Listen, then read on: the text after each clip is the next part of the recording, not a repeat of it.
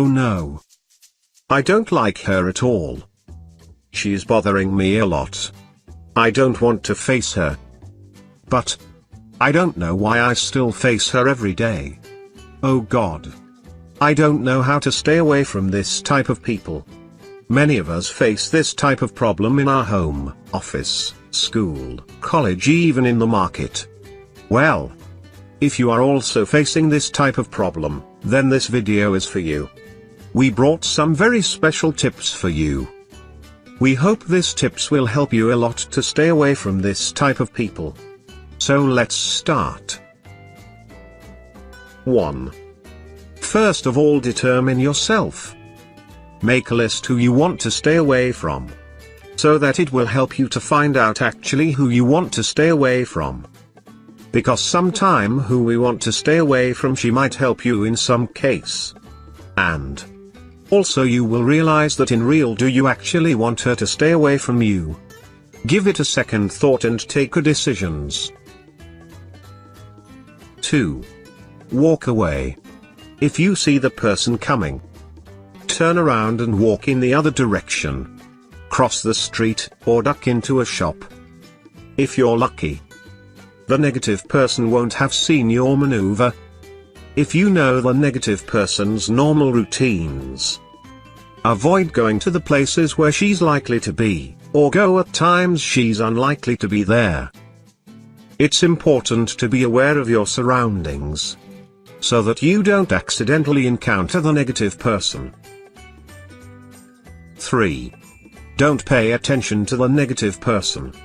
To avoid someone, make sure you're never available for conversation. Keep your phone handy, so you can pretend to be completely engaged in it. If the person you're trying to avoid shows up unexpectedly, making eye contact invites communication, so if you accidentally encounter the negative person, try to avoid looking them in the eye. Instead, pretend to be busy looking elsewhere. If you know anyone else in the vicinity, get involved in a conversation. When the negative person sees you engaged in a conversation with another person, she's unlikely to interrupt with her negative remarks. 4. Surround yourself with positive friends. Almost all friends have a mix of positive and negative qualities. If you stop engaging in negativity, chances are you'll find yourself with more positive people. Limit your responses to negative topics to neutral ones, such as, I see, or okay. When someone gives a positive response, react with enthusiasm. Negative people tend to stay stuck in bad things that happen, and exaggerating their plight. Positive people tend to focus on the good things that happen, even though they may acknowledge difficulty and challenges. When negative subjects arise, it's okay to change the subject. 5. Hang out in groups. If you can, make sure that there are other people around. When you're with a negative person, more people will help disperse her negative energy, and help you keep perspective. When she's in a group situation, the negative person might act and respond differently to you than when the two of you are alone together. If the group energy is mostly positive, then you'll be less affected by the negative energy coming from the person you're trying to avoid. 6. Don't engage in arguments with the person. Arguments only strengthen the social ties between yourself and the negative person. If you're trying to avoid the person, you should let them know that you're done with the conversation, and simply walk away. You're not debating your decision to avoid the person. This isn't a decision that needs to be made together. Defending your decision only allows the negative person more control over your life. You don't need to justify your decision to avoid her, or prove that you're right. You have the option to avoid anyone you decide to. 7. Block the person on social media. If you're serious about avoiding the negative person in your life, don't engage with them on social media. Allowing someone to post on your Facebook wall or take over a conversational thread only furthers their hold on your life. Be prepared for the person to react negatively to being cut from your social media feed.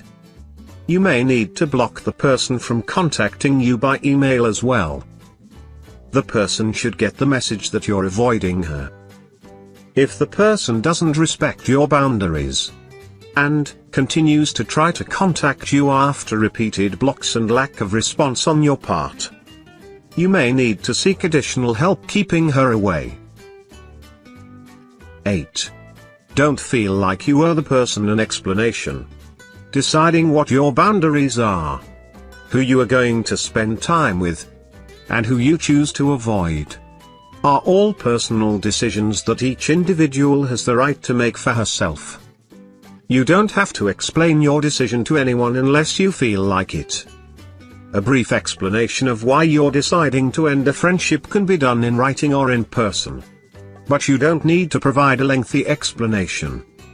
A longer explanation can quickly become a debate about whether or not you're right. When all you really need to do is tell them calmly that you've decided to end the friendship.